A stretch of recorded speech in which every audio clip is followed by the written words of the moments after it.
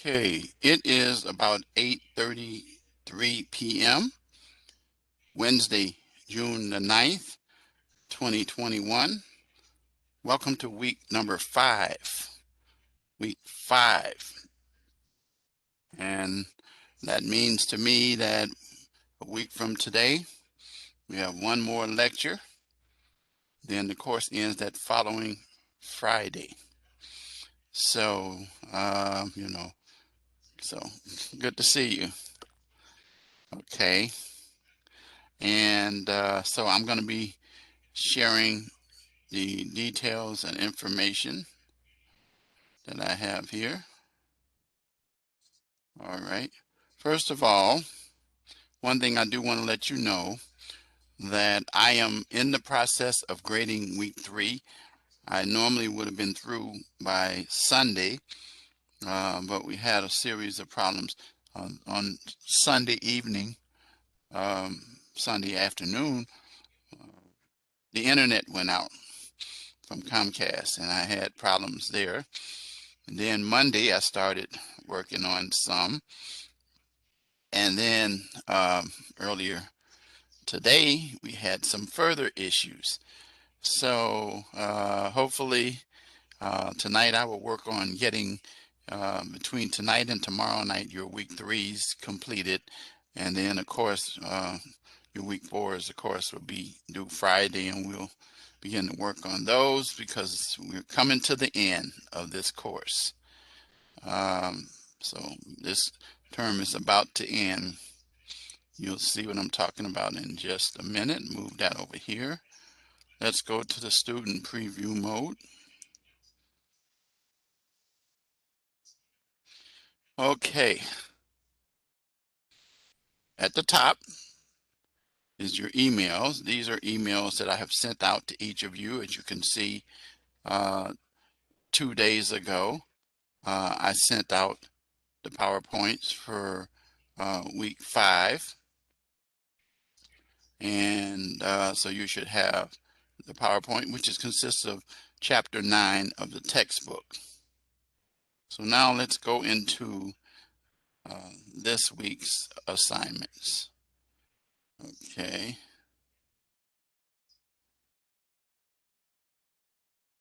Week number 5.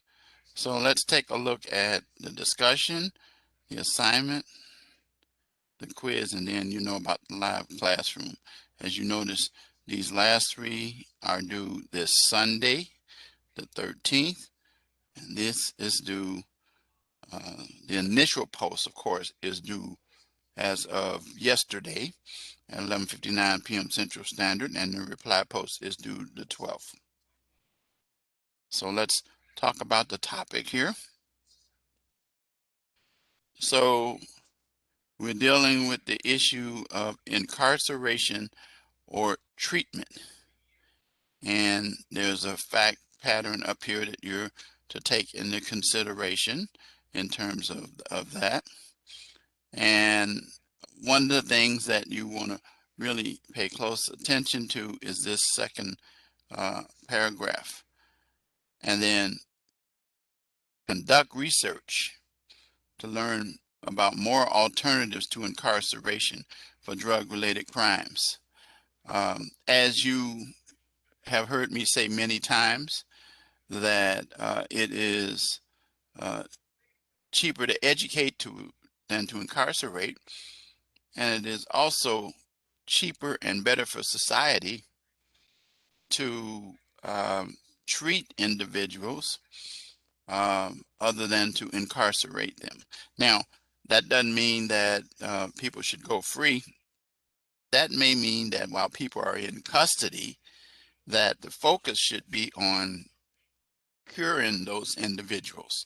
And so I'm going to talk a little bit about that tonight, and then we're going to have a long video at the end, and I'm going to put it on so that you can follow and understand what I'm talking about.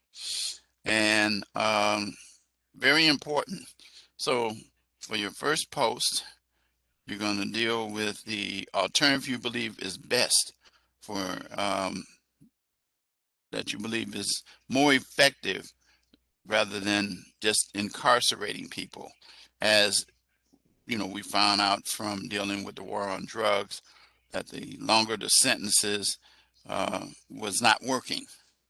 And I've already said why not, because of the fact that most of the people who are incarcerated, unfortunately, are not the big dealers, but the individuals who are small dealers who happen to be users of the drugs, and that they are addicted to the drugs, and therefore they will sell them to satisfy their habits.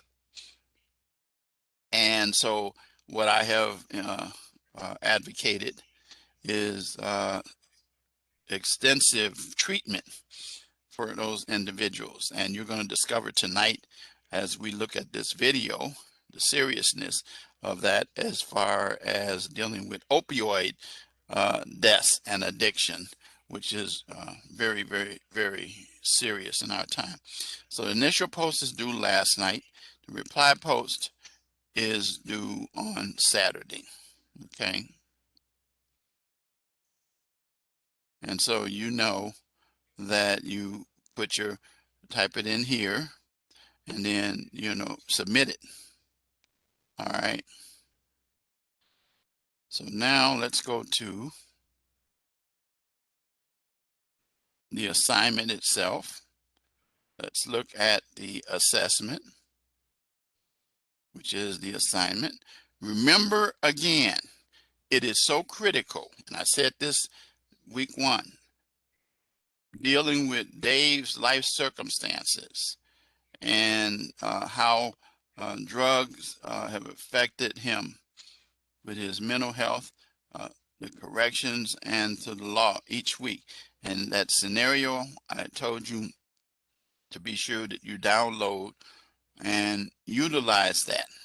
So notice the instructions, and I'm going to show you the PowerPoint. First thing I want to, not the PowerPoint, but the rubric. First thing I want to say to you is that it is mandatory that it be 2 pages minimum, double space, citations in the body, and references at the end, along with a cover page. Very, very, very important. Not 1.5, not 1 3/4, but 2 full pages. And that is essential. That is essential. No moving back from that. Now, also be sure that you run your papers through Grammarly, because I do. And if I see that the percentage is above 25%, usually I will give you a hit by taking that off from the number of points that you should have, and you will end up with a pretty low grade. Okay, so for this assignment, I've already told you how many pages. You're going to describe drug enforcement policies on recidivism. Recidivism, again, involves people committing crimes, getting incarcerated, getting out, committing more crimes, and then a cycle. It just goes on and on and on until they either kill themselves, or either they overdose or they kill themselves. Discuss the probability of Dave reoffending with the circumstance of the situation that you're familiar with from the fact pattern of Dave. Be sure that you mention that, not just very briefly, not 1 or 2 sentences, but elaborate on it. Explain the long-term effect of drug enforcement policies to public health. I talk about that all the time. The importance to focus on health with the individuals. As you remember, I provided you with a law a few weeks ago in Illinois, and that is Senate Bill 3023. This is it right here, and you have it. and it deals with deflection and how law enforcement is moving towards helping individuals um, rather than locking them up, recognizing the fact that there is a very serious crisis going on because of the recidivism, the repeating, and then results in overcrowding. And then these people get in prison, they come out, they commit more crimes.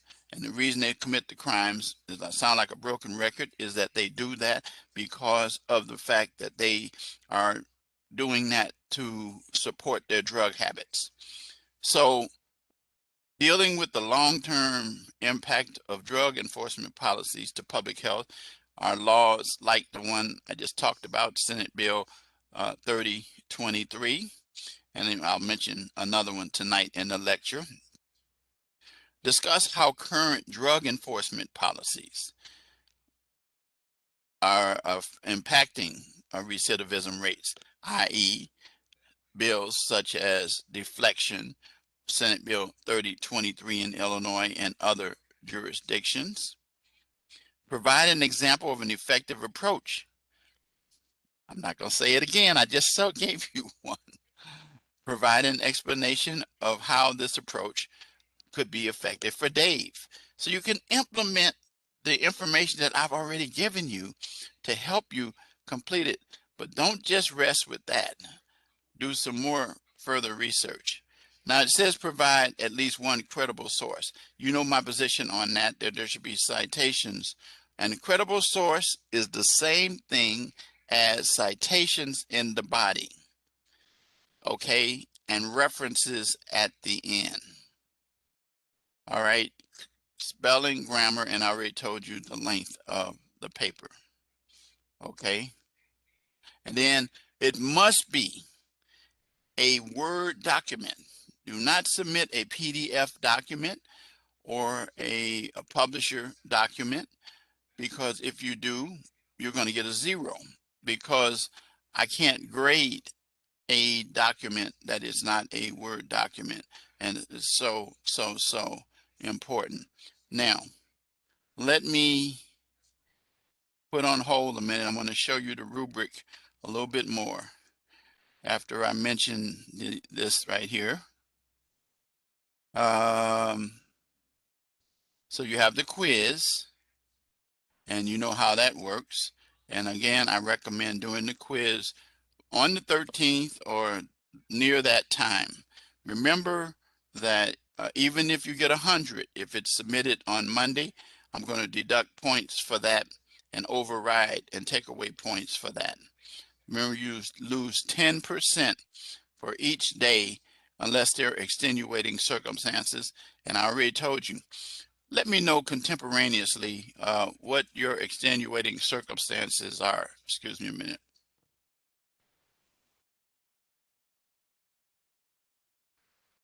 Okay. So let me know.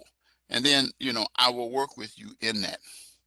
But remember, time's running out because the course ends soon. We'll go over that.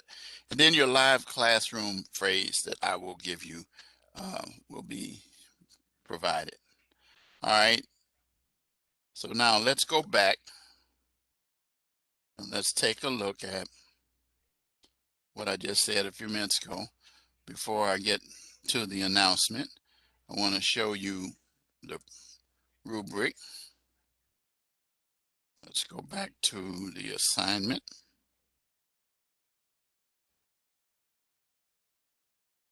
Okay.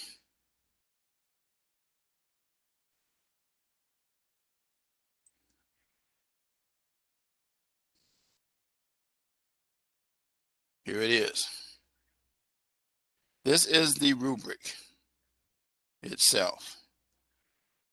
Now, anybody real quickly know what column is the one I want you to operate under? Quickly, give it to me. Type it in the chat. That's right. That's right. That's right. I want you to operate with mastery. I try to tell students Those who rely on just barely getting over will not be doing themselves a service. They'll be doing themselves a disservice. And I don't teach in that direction. I teach in the master area, because it's the masters who get the top position. And that's what I want each and every one of my students to be able to do. I have a number of students who have reached out to me about the Leadership Academy that Rasmussen has. How do you qualify for that? You must demonstrate to us that you are heading and understand mastery, not proficiency, not competence, not emerging. But that's an example of the type of thing that you could run across when you are applying for a position or a job. I have students that reach out to me after graduation, and they reach out to me through Facebook, and um, ask me to communicate some kind of referral, excuse me, for them. And I'm happy to do that. However, I want you to understand that I've been over backwards to try to emphasize to my students not to pay attention to this one, of course. But the difference in this and this is that you provide supporting details. The word exemplary, well, I struggle with being a master. I play golf, not anymore, but I have for years. I'd love to get, you know, a par or above for everyone in terms of score. But I can tell you, I've had times when I've had many strokes, and it wasn't all that great. But I didn't stop. I kept working. And those who go to the higher levels have reached a point to succeed in mastery. That's why one of the biggest tournaments in golf is called the Masters. And then you have the PGA golf. Um, I forget the other name, but the Masters is one that jumps out at me because it supports the argument that I'm making. And so I say this over and over and over to your students. I had to learn myself not to deal with emerging, and I was taught by good people, and I took them at their advice, and therefore I was very successful and able to accomplish great things. So dealing with the drug enforcement policies, exemplary description of drug enforcement policies with supporting details on the probability of Dave reoffending. You're going to write about that, but you got to use that fact pattern. Impact to public health using information literacy. What does that mean? Credible sources. Okay, not just you don't use them up here, but this is one of the points that will help you. And supporting details from credible sources. Notice this has S's on there, or source, but sources. And notice here, if you don't have any, you're going to be over here. Incomplete or incorrect description, you're going to, of Dave, you're going to be over here. Or if you don't mention Dave, you're going to be over there. So that's only, look how many the difference from 100 to 55. That's failing. This is barely passing. This is okay, but shoot for this. Recidivism rates. The recidivism rates have to do with repeating an offense. So you're going to discuss in an exemplary form how current drug enforcement policies are impacting recidivism rates with an example of an effective approach to reduce recidivism. Here's one right here that I give my students. But I want you to look at some more as well. And then I'm going to talk about one other one. And notice what it'll do from here. It includes Dave. So you got to use that fact pattern. And then you got to use credible sources in proper format. They got to be in proper form as well. If you don't, you can end up losing points here. and then 2 to 3 pages. I've already talked about that spelling correctly and that. And that's important. So that's the assignment for the written one. Any questions about that?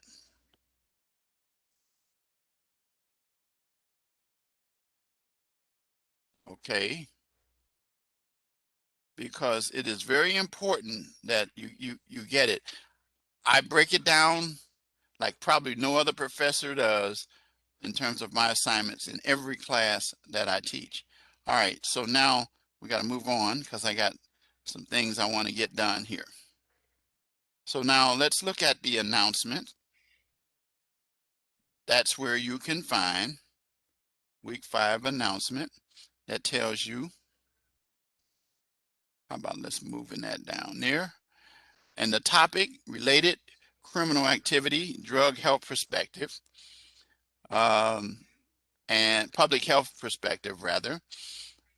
Chapter 9 of the text, which I sent you the PowerPoints, the activities, drug addiction, public health, and then we're gonna, the video, Chasing the Dragon. That's the one I'm gonna get to in about 5 minutes or so. All right. The discussion assignment I've already provided, and then the written assignment as well as the quiz. And you know my motto, adversity springboard to success as well. All right. So one of the last things I want to do before I get to that other stuff is go over the calendar one more time. You see that we are in June. This is where we are now, the 9th. Notice that the week from today, after that we have 2 more days in class. All right, that's it. Assignments are due the 18th. But this week, your initial posts were due Tuesday and Wednesday, and then Saturday as normal, and then Sunday. I already talked about these things.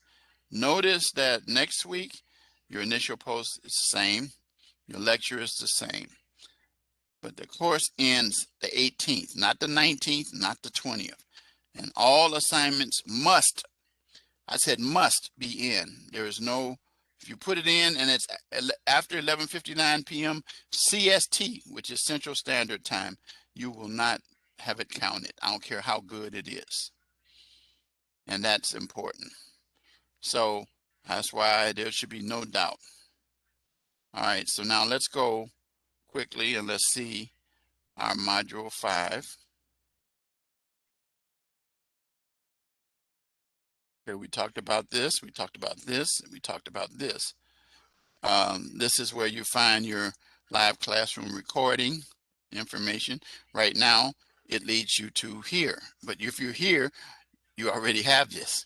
But people who look at the lecture, they won't see this if they go to the week 5 because it's going to be changed to the recording that I also email to you as well, which you each get.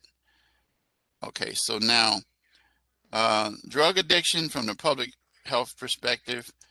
Let's get into that right quick. So as I've said before, we are in a very serious situation where people are starting out with innocently dealing with painkillers and graduating to heroin and other drugs.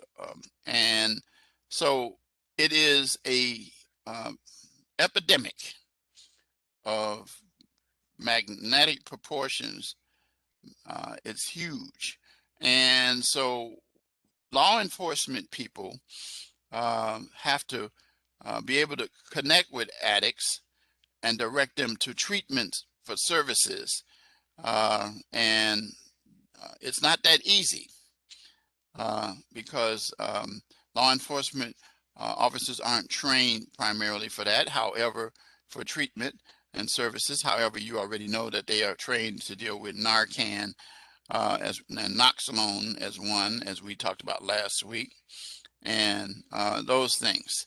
But here's an example in this last paragraph of another program similar to this one right here. And it talks about this program called Angel that happened in 2015. The program that I'm talking to you about from Illinois happened in 2018. And so a chief in Massachusetts department was troubled by the toll that you're going to see in this video. And so finally, in June 1st, 2015, the Angel program was launched, seeking to help opioid addictions, addicts. And you're encouraged, if you're an opioid addict or an addict, period, to go to the police department, which will then connect them with treatment services. What you could do is look under and do some research on deflection services for addicts, and you'll find some information about other programs.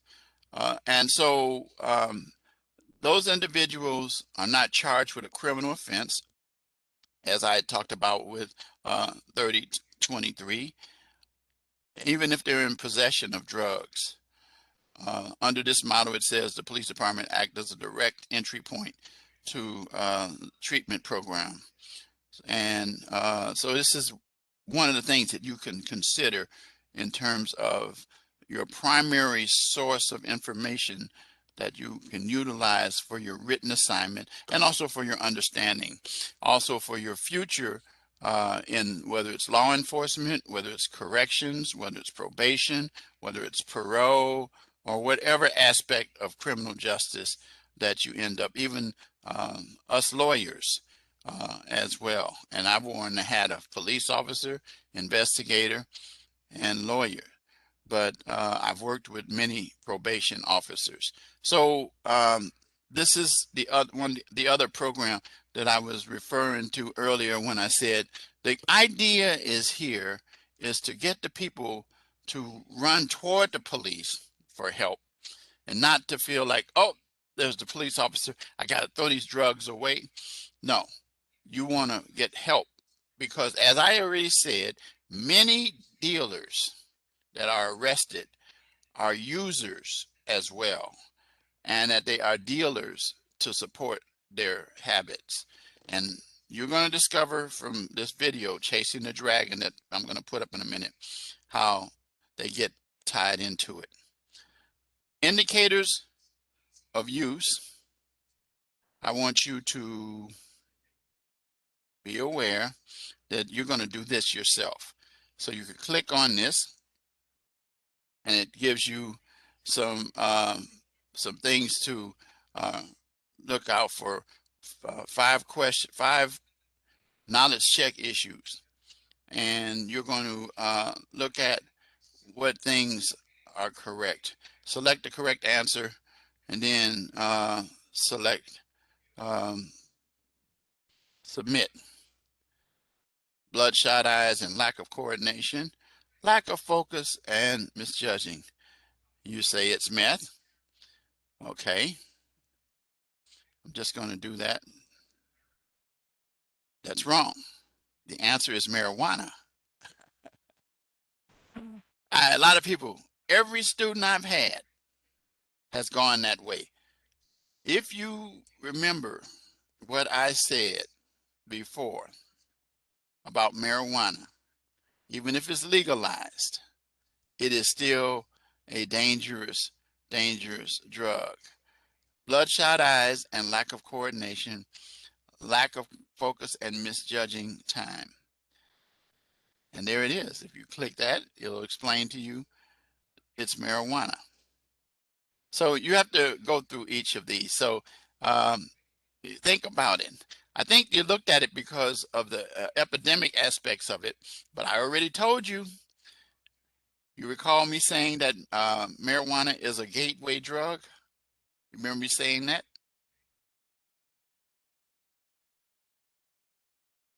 It doesn't matter whether it's legalized or not, it's still a gateway drug. Okay, So now let's go to this video, and I'm going to take off my headset, and it's going to be it's kind of hard to hear.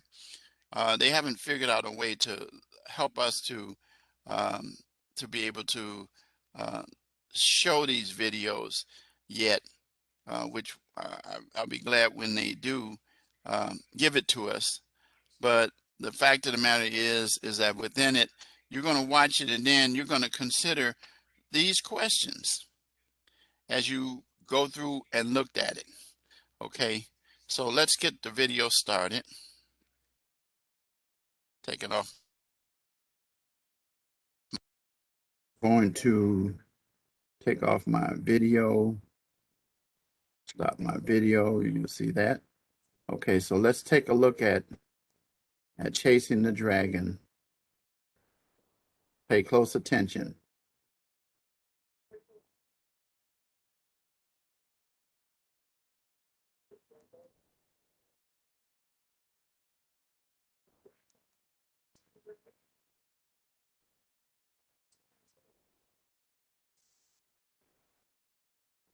Okay, let's see. Here we go.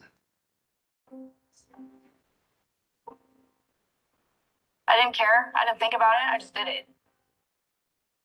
Once we started getting high, it was done. She was 17 years old, and the only way I knew about it is because she was arrested.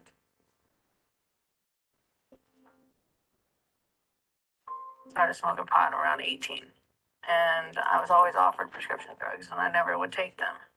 Then I was in a car accident. I was running down in the middle of the night to get some water, fell down the stairs, landed on my back on the wooden floor. It started for me with pot and just progressed into out, basically. Weed didn't do it for me, but definitely weed started it all for me. It was definitely something I didn't see until it was too late. I had no clue what I was getting myself into, so.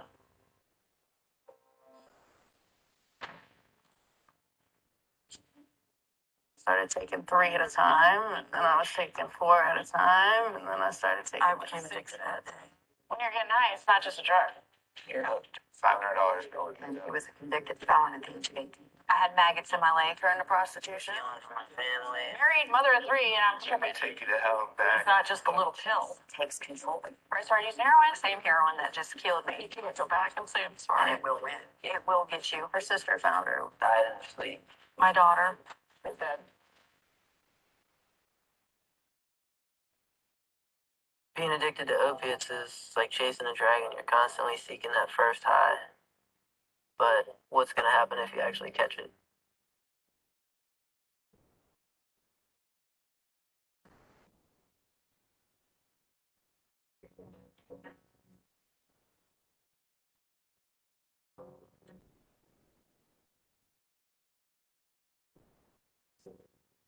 Coming from a great family, always had what I wanted.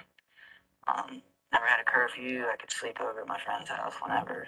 Could have done anything. They would have paid for me to go to any kind of school, stuff like that, and they paid for guitar lessons.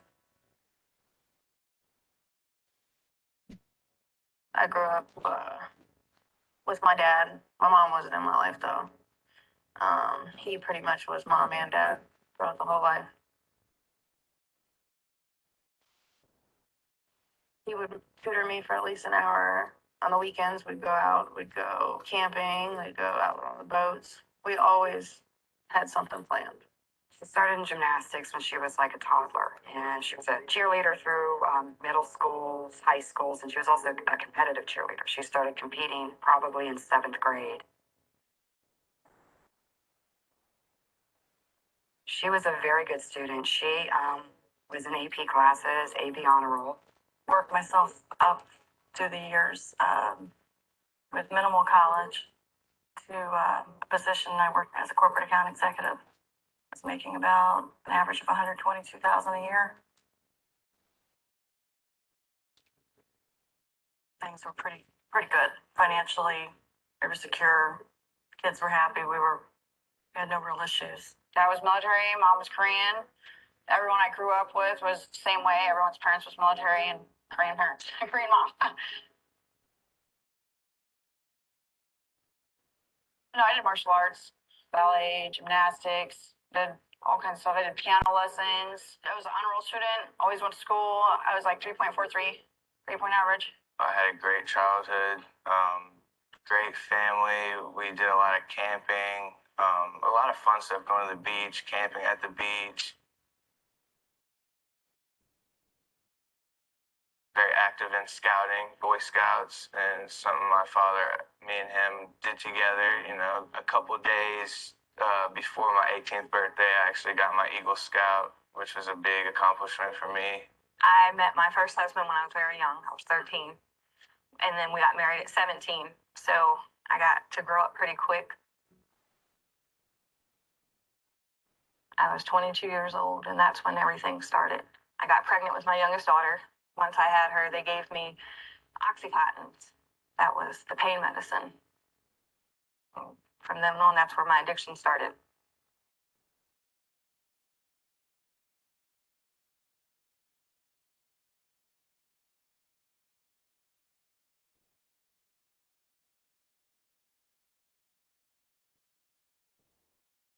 A friend offers you something at a party or at home where you're having a bad day and you need something to pick you up, so somebody hands you a pill and says, "Here, this will help you feel better." That's how this problem always starts. I was at a concert and I was 15 at the time, and I was drinking a beer, so I got a possession alcohol charge. I got put on probation, so and I couldn't smoke pot anymore. So I started to panic, and then somebody approached me and said, "Well, here, try this," and it was Oxycontin 80. So I was hobbling into work, and a young lady that worked there used to be a pharmaceutical sales rep, and she had some samples of things. And she said, "Serena, have you gone to the doctor for this yet?" And I said, "No." So she said, "Well, I have these things. Take one, not more than that. Go home, take one, you know." And I had a habit every night where I'd go home and have a glass of wine. So I went home that night and I took what she gave me, but instead of taking one, I took two because I didn't even know what they were. And took the two, had my glass of wine, and all of a sudden it just triggered something in my brain, and then I would say I became addicted that day. I think the new friends had a really, really big impact. You know, when she got to that fork in the road, you go left or you go right. And I think at that point, the friends helped pick the road that she chose. This sounds really appealing. I'm going to try that. But I guess what most people and most kids don't understand is, you know, when you try something, you're not trying it. It's your new path. I just like the feeling of certain things being high. It wasn't like I'm depressed, so I'm gonna take this to make me feel better. It was kind of like I'm feeling good. I'm gonna try this to see if I can feel even more better. Started taking 3 at a time, and then I was taking 4 at a time, and then I started taking like 6 at a time. And then I went from taking them orally to shooting them. And that was the end. I went back to the doctor a couple times and got him to refill the medicine to the amount that he couldn't refill it anymore. So then I started buying Oxycontin off the street. From there, Oxycontin started to be more expensive and harder to find. A girlfriend of mine introduced me to heroin. I could get a whole lot more for a whole lot less. And then once I shot up the heroin, that was it from there. My addiction took off, and my daughter was 7 months old when I became physically addicted to heroin intravenously.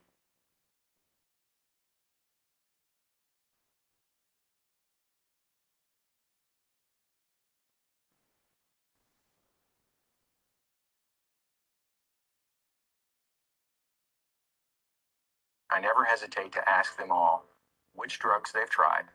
And they'll typically say, started off with marijuana, tried cocaine, I've tried oxycodone, and I ask them of all the drugs they've ever tried, what's the most addictive drug? And without a doubt, 100% of the time, they'll say the most addictive drug is oxycodone.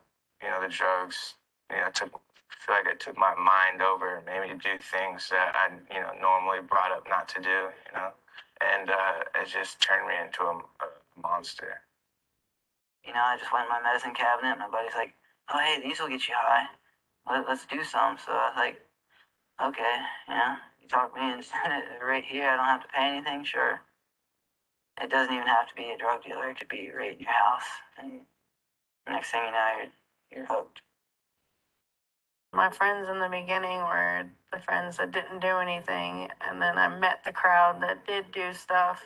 You are who you hang out with. That is for sure. These kids go into it as, I'm just going to go to a party and, hey, they're doing this over here. Let me, I want to fit in. Let me do it a little bit. And it's the devil. It gets you. It's that temptation. Oh, this is a fun party over here. It'll suck the life out of you. All I wanted to do, if it had been in front of my face, is do it. It's not just a little pill. Respect the power of that, of that pill. It's just because it's a prescription, it is every bit as deadly and every bit as addictive. I worked at a daycare, taking care of other people's kids. I drove the daycare bus. I had to take their children to school. But before I could drive their kids to school, I was in the bathroom of the daycare, crushing up pills, snorting them, so I could go about my day. The whole time you're sitting there saying you're not an addict, you're not addicted, guess what? You are. Because why are you taking that hit saying, no, dude, I can quit when I want? You're addicted. You're like, oh, I only smoke weed. I'm not addicted. It's natural. Say something, whatever. Oh, it's legal now. Oh, God. Whatever. First time somebody uses an opiate drug, the euphoria that they get is something that they continue to search for and seek for. So while you could do that in the beginning by just chewing on the drug, over time you can't get that high anymore. So now you have to take it up to the next level. And nobody sets out thinking that they're going to end up being a needle user. But every one of those needle users will tell you that they couldn't get the high anymore doing it the way they were doing. Heroin became my best friend. Heroin became the love of my life. I put heroin before my family. I put heroin before my children. And I thought that I couldn't do nothing in life anymore without heroin. There's absolutely no difference between, in my mind, a heroin addict and a pill addict. We both will do anything to get it. Break the law, do whatever. You're both addicted. You both go through the withdrawals. You both go, it's the exact same thing. It's everywhere. It's in your cabinet somewhere. It could be in your grandparents' cabinet. It could be your friend's mom's cabinet. It could be anywhere. That's pills. Well, heroin could be in a drawer somewhere. Who knows? It's all the same. One's just prescribed to you, and one you go cop on the street. There's no way to say no with the opiates. Hard. I can tell myself no, no, no, but my body, as soon as you think about it, you get anxiety. Your palms start to sweat. Your mental ignores your physical part of it. I am very angry. And one of the things I'm most angry about, and I tell her all the time, is that drug was so much more important to you than me. And I'm the one that can help you. I'm the one that helps you. I'm the one that supports you. I'm the one that'll always be there for you. You need something, I'm going to be the one to take care of it for you. But something that literally destroyed everything good within you was so much more appealing. So much more than anything I could offer her. And I'm angry. I am angry about that.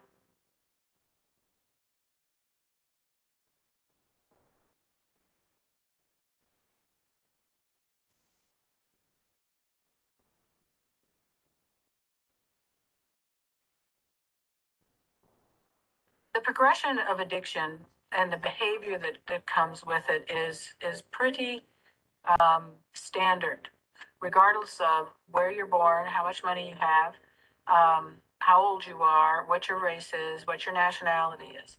You can be the smartest person in the world. The minute that chemical hits your bloodstream, you lose control of what it does in your body.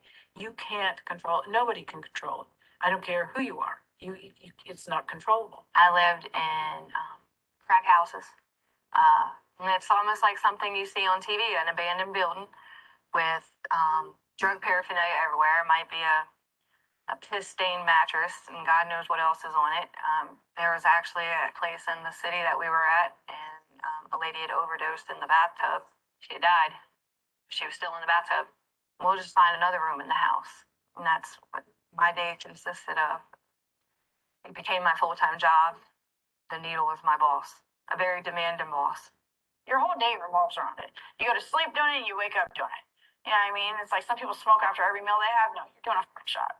It's a never-ending vicious cycle. It's the same thing over and over and over. You wake up, all you want to do is find out how you're going to get something.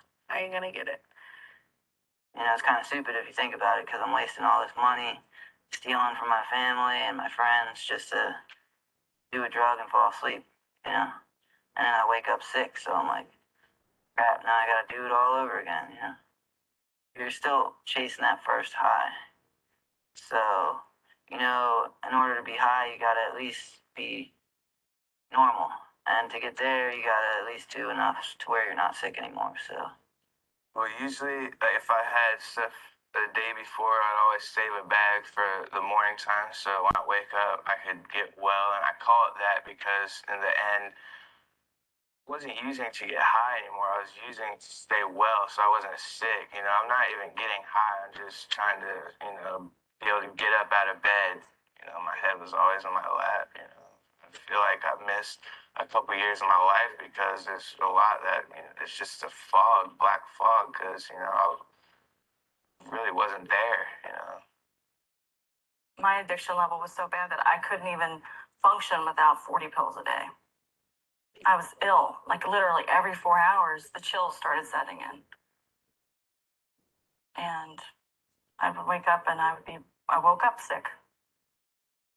That's the way it went all day long.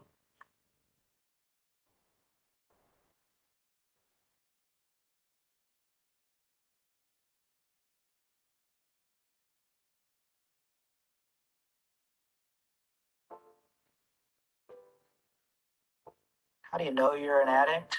It's when you're doing something that you know is not good for you, that's harming you, but you can't help yourself. When your relationships are starting to fall apart around you, and you don't care, and the only thing that's on your mind is about how to get the substance and how to get to the next high, you're an addict. You can't maintain an opiate addiction and a normal life for very long. I felt like after my first year of using it, I actually got physically addicted to where I actually needed it to even to wake up and get out of bed, start moving around, take a shower. And that's when I started, you know, stealing from my family, friends, you know, whatever money I had in my pocket was all going to it. If I got a $500 paycheck, $500 going to dope. Because you always tell yourself, whenever you're using drugs, and especially it's like a super addictive one, oh, I'm not addicted. You're addicted. You know what I mean? Like you're addicted. You're in denial. You know, you might not be addicted at that point in time, but you're gonna keep using, and a month later or 2 months later, you're addicted. At one point, my husband said he would stop giving me, putting gas in the van so I could drive the distance to the city to get my drugs. And I said, well, I'll show you.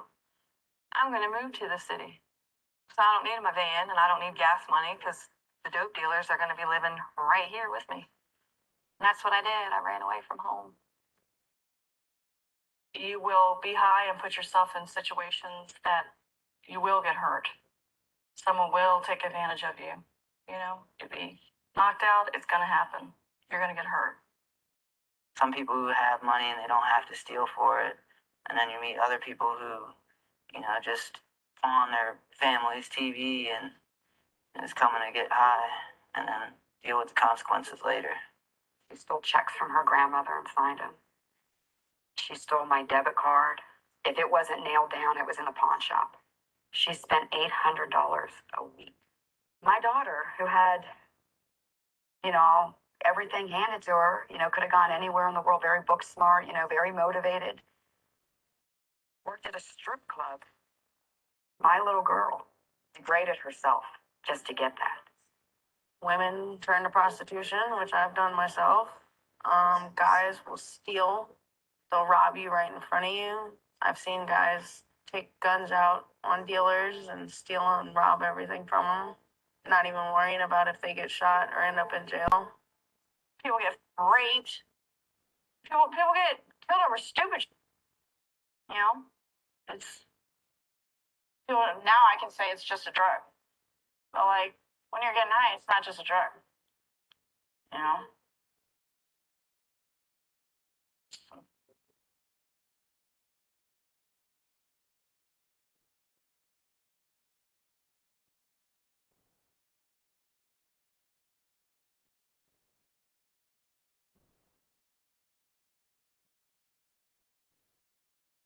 Best thing that can happen to someone who's addicted to oxycodone is that they can be arrested. That's the best thing. The best thing that they can be arrested and go to jail. Everything other than that is worse. It's going to end in a bad way. You're gonna get caught eventually, so I just didn't think it was gonna be me. I would just think, they must have screwed over the wrong person, they got caught because they weren't careful enough. She was pulled over. I searched the car, and she had a quantity of pills. At that point, she was smoking them, so there was some type of a pipe device in, so she was arrested, and she was a convicted felon at the age of 18. I have 4 kids. My youngest son will be 1 this month. I've been locked up for freaking 8 months. First time I came to jail, first time I got locked up this year, he was 2 weeks old. Don't even know my kid. My other 3 are in foster care right now. I never thought any of this would ever happen to me. The only thing I care about is my kids. Like, my kids are suffering. It's not me. I give two if I'm suffering. I mean, yeah, it sucks.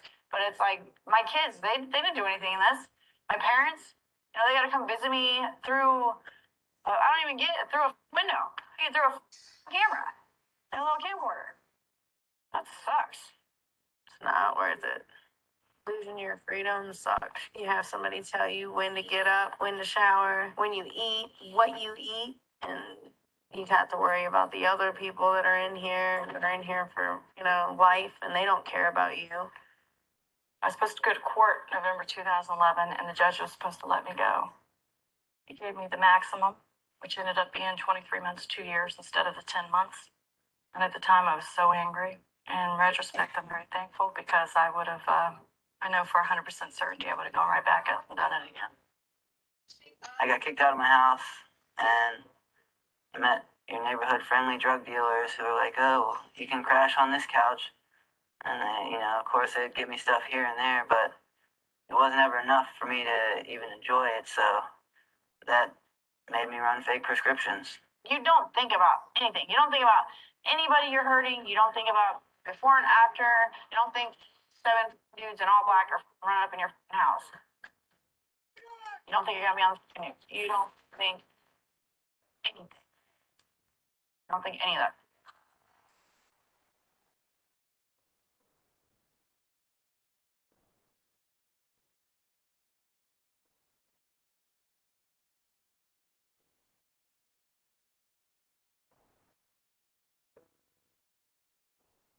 Every generation seems to have their drug of choice. Unfortunately, this generation seems to have found prescription opiates as that drug of choice. And even more unfortunately, the consequences of those drugs are far more devastating than anything else we've seen in the past. Chemically and physiologically speaking, there's very little difference between oxycodone, morphine, and heroin. It's just that one comes in a prescription bottle and another one comes in a plastic bag.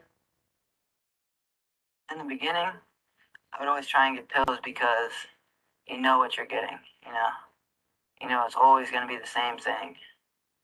And then eventually that just got too expensive, so then you'd go for heroin because it's cheaper, but you take that risk of getting really good stuff and overdosing, or getting fake stuff, or just stuff that isn't good enough to even get you well. A lot of my friends were trying heroin, to get the same high from the Oxycontin, and it was cheaper. And so of course, I got into it, and yeah, just grab me. I can tell you this, that I think she was able to access more heroin easily than the pills. When she was using one or using the other, she was the same horrible, difficult person. I always said that I would never touch heroin ever in my life, and it was prescription drugs that led me to try heroin. Prescription drugs are the same thing. It's an opiate. You can get 4 shots for the price of 1 pill, and it's a dirty drug because you never know what you're going to get. People can cut it with something that can kill you. You know, that's how most people overdose, is that it's cut with something bad. The doctor asked me, he said, where are you getting your heroin from? I said, I'll never tell you who I'm getting it from. He said, I don't want to know from who. He said, I want to know from where. And he said, well, let me tell you what you're shooting up. He says, you're shooting scramble they are using meat tenderizer as a cutting agent. It's not like, a bag of heroin comes with ingredients on the back. And of course you trust your drug dealer that he's going to just, keep you coming back to him. But he claims he didn't know either. That's how he got it. But yeah, so it eats everything away underneath. In here, they shoot a meat tenderizer, and they have like big blue black marks. I'm like, what the f is that? I'm like, oh, that's meat tenderizer. You've got a few of them. What do you mean? You didn't learn? You don't know. You don't learn because they're trying to get high. It doesn't matter. A lot of my friends have had abscesses. They might get a staph infection, which turns into MRSA, or Hep C. And if that's your only needle, that's your only needle. So you're gonna use it again. At one point, I had an abscess in my leg that was so bad. It had staph infection. My leg was like 4 times its normal size. When the doctors cut my leg open to clean it out, I had maggots in my leg. They were eating the rot, the infection. That wasn't enough for me to quit. As I was admitted to the hospital, they gave me a PICC line, which is an IV line. I had the dope dealer come into the hospital and shooting heroin into my IV line. I have contracted hepatitis C from sharing needles with people that I don't know who. I shot up toilet water because I didn't want to spend any money to go buy a bottle of water. So we would stop at public restrooms and use toilet water to mix with it to shoot it up. Rainwater on the side of the road and suck it up in the needle and shoot our dope. I didn't care what it was going to do to me later on. Just I wanted the feeling of it right then and there.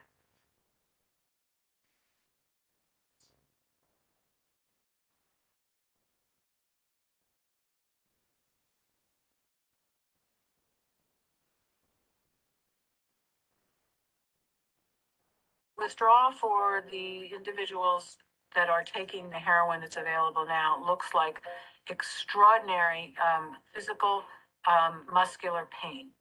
And very few people can actually manage it. You know how when your whole body hurts when you have the flu, and it's like 15 times worse than that. Opiates, you're getting sick. I don't know who the f- you think you are if you think you're stronger than some dope, because you're not. Your body's gonna give in, your mind's gonna give in, your judgment's gonna give in, you're gonna bow. And that's just the way it is. That's the way it is. That withdrawal is. You feel like you just want to die when you're going through that. At that point, you're willing to do anything to get that next high so you can just feel normal. I remember her in her room crying and just busting her room up, screaming at me, just get me a little. Just get me a little so I can stop. Feels like your skin's crawling and you can't. You'll do anything to make it stop. You can't move.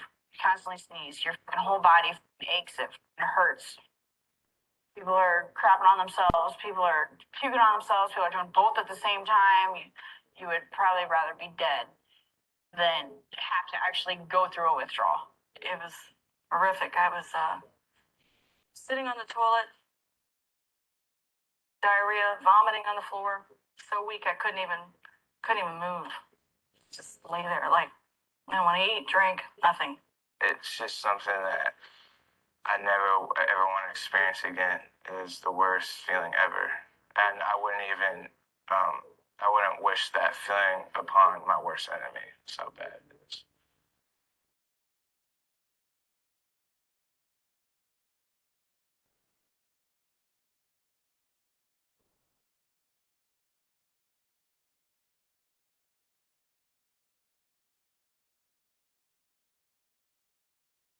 Every day I come to work knowing that somebody died. And more times than not, we have at least one prescription drug or other substance abuse case. Your friends, your family will find you dead, and then what happens? And then that is the image that they get stuck with for the rest of their lives. I've lost several friends to heroin and prescription pill overdose. I know 2 people on a personal level that had died from it. You know, one time my friend, she got out of here. She got high. She wasn't even out 6 days. She was dead. One of my friends, she took her normal dose and OD'd. Her sister found her with a needle in her arm in her room, which was not good. The day that I overdosed, I was having a hard time finding a vein, and a girlfriend of mine said, well, just go in your neck. You have your jugular vein. And I said, okay. It didn't let me push all the heroin in, and instantly it killed me. When the ambulance got there, they gave me a shot of Narcan, and I was non-responsive to the Narcan, which is adrenaline, and that's to, jumpstart your heart. And it didn't work. So they had to use the defibrillator, and that's where they shock your heart back. I got a pulse. They got me to the hospital. I was still kind of in and out of it. But when I came to, I unhooked the IV from the pole, unhooked all these little things they had on me, and I walked right out, got in my van, and I showed up to the dope dealer with the gown on, these things stuck all over me, the IV in my arm, and he sold me heroin, the same heroin that just killed me. I utilized the IV a couple times before I turned it back in. So I have nowhere really to shoot, so that was a freebie. So everything came to a head. I was writing the prescriptions and full on with my addiction, and I ended up getting caught, going to jail. And while I was in jail, my daughter got involved with some friends. From what I understand, her friends were all doing prescription pills. I had no idea. I didn't even know it was a problem. I just thought it was my problem. And she said, Mom, you don't have any right to talk. Look at you. Look where you are. I said, the person you saw where it put me, I can't imagine you would do the very same thing that I did. I'm like, how? It just didn't make sense.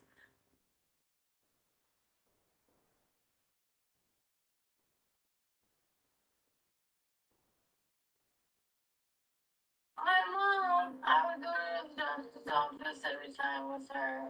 Well, I told her I'd go in for her. And usually it works because she'll go in for me and ask for my prescriptions and they give it to her. And so I went in there and I asked and next thing you know, she got arrested and then she called me saying that I had work for me. I said, why would you make me go in and do that? Like, it's your own daughter, knowing that she can get caught and get in trouble.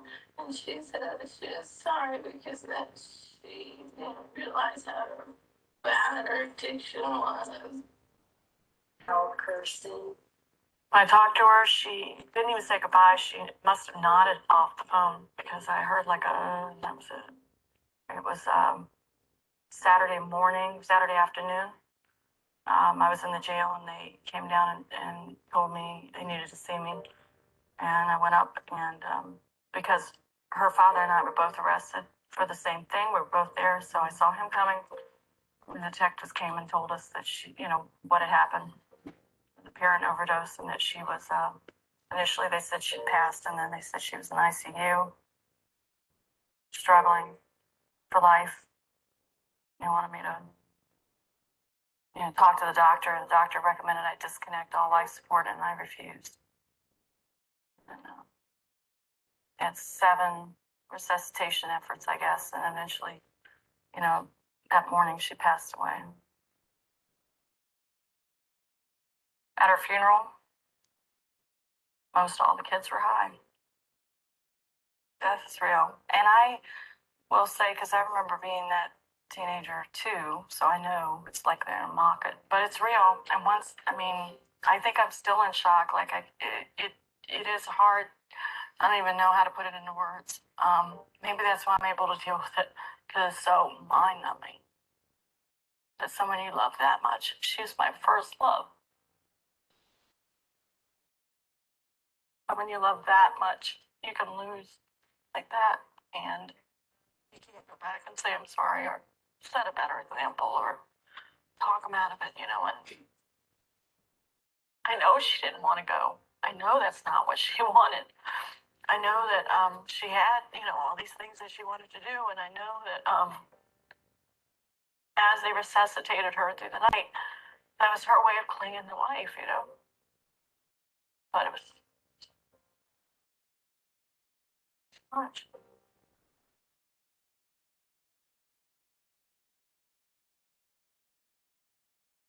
I love my children more than anything in the world. I will walk through fire for them. And I know a lot of parents feel that way. But you can't feel that way. You have to understand what you're dealing with is not your child. I put my own child in jail to stop her from this. And that's not an easy decision to make. It's not a fun decision. Nobody wants to know that their little girl's sitting in jail. But she was 7 months clean, eating healthy, getting her rest, no drugs. My son, my nephew, my mother, and I went to get her. And she came out and she was healthy. Everything was great. Everything was great. There were no problems, no fighting, no talking about, Mom, I'm feeling funny. I need to go to a meeting. Nothing. Everything was just that little girl at 16 before all this stuff started. That's who she was. And then just, she asked to go to the store, get a pack of cigarettes. And she came home, said, oh, Mom, I'm sorry I was late. They didn't have my cigarettes. I had to go to another gas station. Okay, and things fine. So I'm cooking dinner, and I'm like, you want to help me cook? She's like, no, I don't want to help you cook. So I'm going to go in my room and watch TV, and she was so bubbly, like nothing. Nothing was wrong. And she went upstairs, and it was maybe 40 minutes cooking dinner. Dinner was done. I'm hollering for the kids. My son and nephew come down, and Sarah didn't come down. I think she fell asleep or something. So I go upstairs and knocking on the doors, no answer.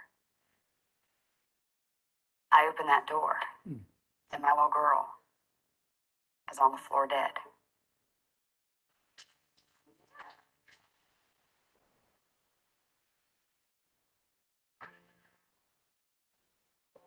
And I remember when I pushed on her chest, I heard that last breath. I was in my kitchen cooking dinner, and that happened 17 steps up, and I had no idea that when she left this house, that was going to happen. And I spend my Sundays looking at a gray headstone in a patch of grass. I will be spending my Christmases there, her birthdays there, all my holidays. Because she took that wrong turn. My girlfriend Sierra, she passed away a year ago this month, and from heroin. And that's a constant big reminder in my head that if I even pick this stuff up once, it's gonna kill me, you know. And there's not a day that goes by that I don't think about her, and you know, not a morning that I wake up and I don't wish that she was laying there beside me. You know, she was my best friend. We went to high school together. Um,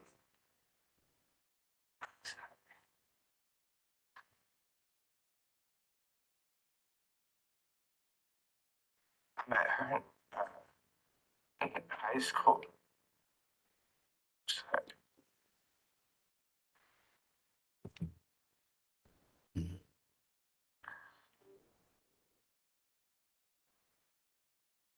So I just miss her a lot. I wish she was still here with me.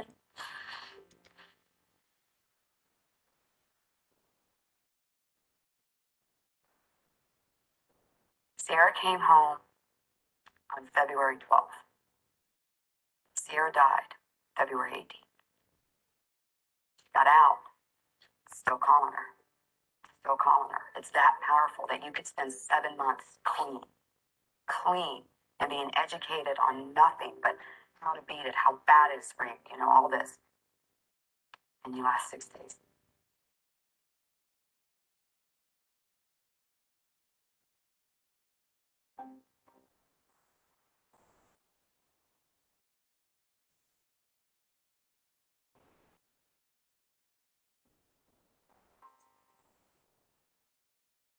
The spiral down is so fast, you know, it doesn't take much.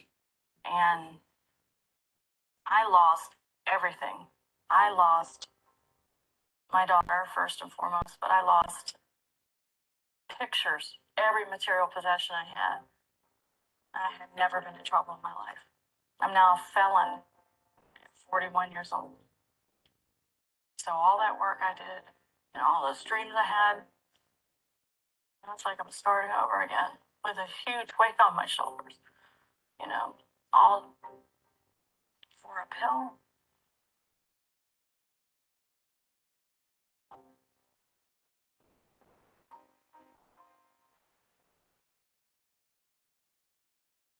My dad doesn't even trust me anymore, which is hard because my dad's always trusted me my whole life. I've never had my dad look at me with disappointment before I did this. I'm a criminal, I'm an addict. That's how everybody will always perceive me. Listen to what they say no. Just say no. And you're not uncool for saying no. You're more cool for saying no, I think. I wish I could have said no. If I could go back and do it all over, I would definitely go back and say no.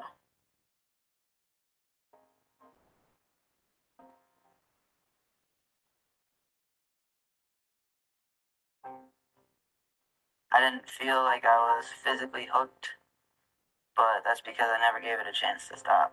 You know, I didn't really learn how to enjoy life without drugs. As much as I wanted to quit, I was too scared to ask for help. I don't want to freak my parents out by telling them I'm hooked on some hardcore drug. It didn't kill me like everyone's gonna, you know, everyone's told me.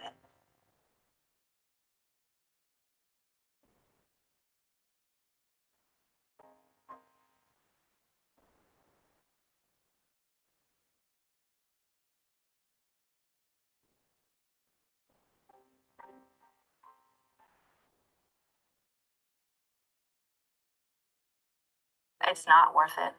And it will get you. You're no different than anybody else. It will destroy your life. You will end up in a jail, you'll end up dead, or you'll be in some crazy institution for the rest of your life. And that's serious and that's for real. And it took me coming to jail and being incarcerated. And it took me missing my mom's funeral, missing my children grow up. It's taken all of this because nobody in their right mind would turn their back on their dying mom for a drug. I want to be that loving and caring mom that my mom was to me, to my girls. I don't want them to hate me, to resent me. I don't want them to be embarrassed by me anymore.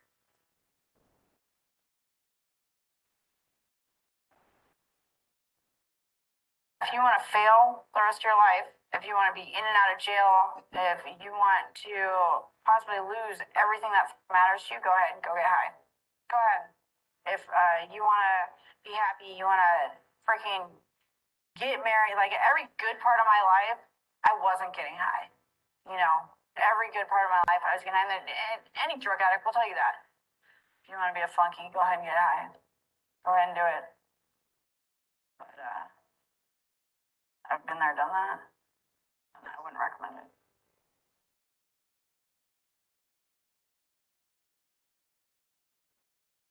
Sierra did not take life for granted until she started using. It is much stronger than you, and it will win. It will win.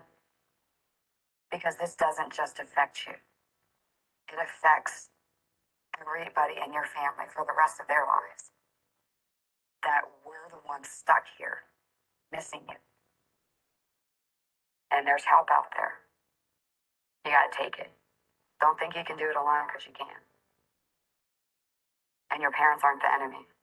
They just want the best for you.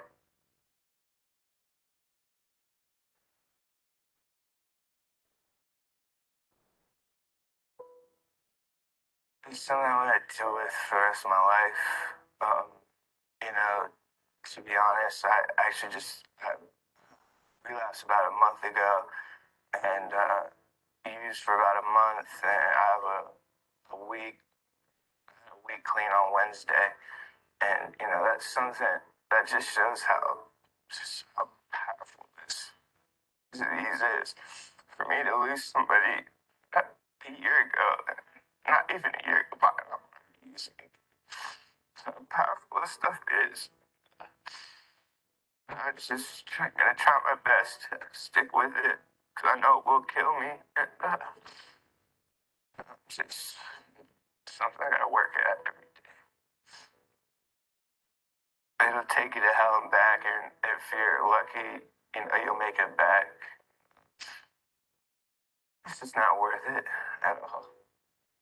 If I could go back, and if I knew what I knew now about this, and if I could go back, I would do it all different. Starting with that first pill, I wouldn't touch it.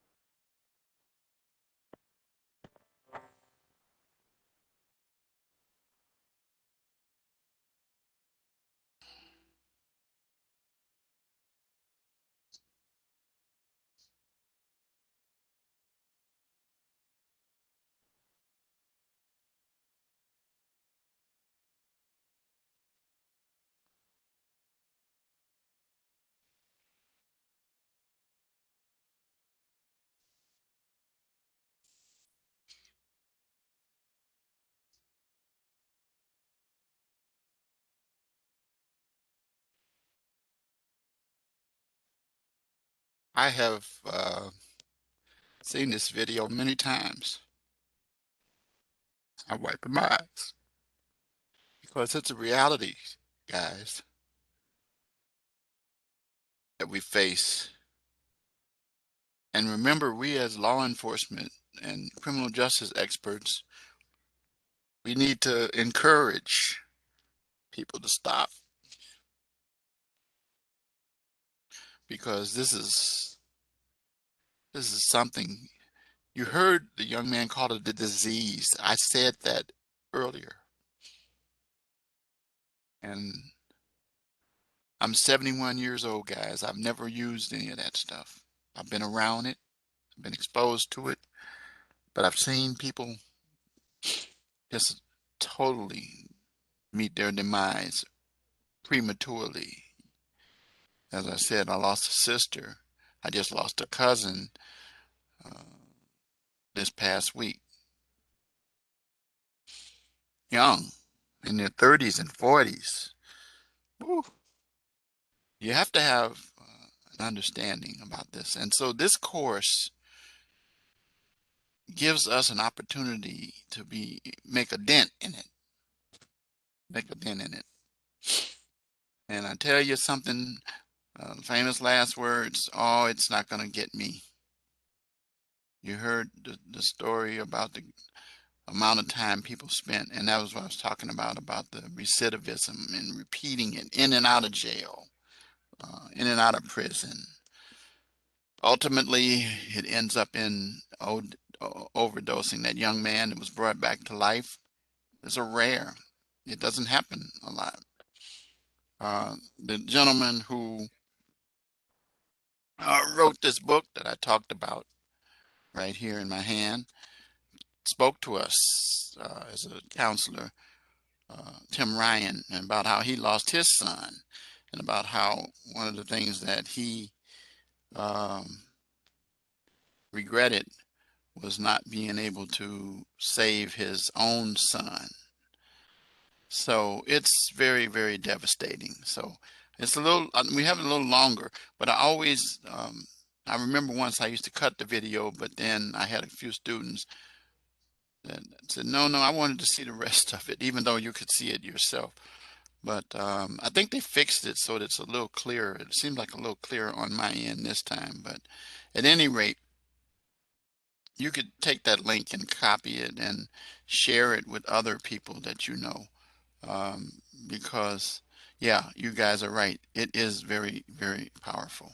So anyway, I'm going to, again, I got some work to do tonight. I got some work to do tomorrow, catch up.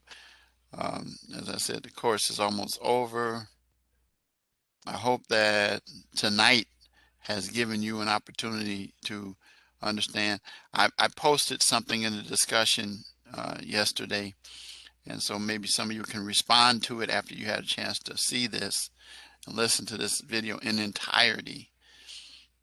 And it should move you, because in your I know many professionals who can tell me that they have stories about people that they've met, and it climbs into them. If you have a heart, then it's going to affect you. Well, I'm done.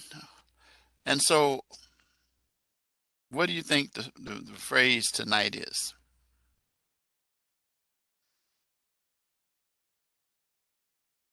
Any ideas?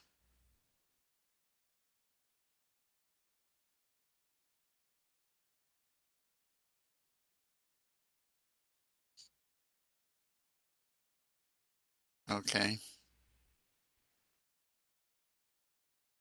How about this one? Chasing the dragon. Give me that. Chasing the dragon for your points for this week. This gives you a lot of information to help you with your assignment. Again, the impetus for understanding deflection, as I mentioned earlier in the statute, and then the one in Massachusetts and others that you could find by your research. So I'm going to say good night to you guys.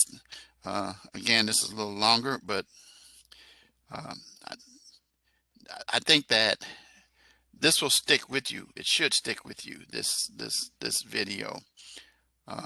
And I talked about it in some other classes, but when people see it, it helps them to understand it. So good night, guys. Thank you for being so patient and hanging out with me tonight. I will see you next Wednesday at 8:30 p.m. Central for the final lecture in this course. So if you have any questions, again, thank you. Good night. And I'll see you next week. All right. So let's get those grades up. Let's finish strong, especially if you haven't done too well in the first part of the course, 4, 5, and 6. Let's get it going. All right. Good night.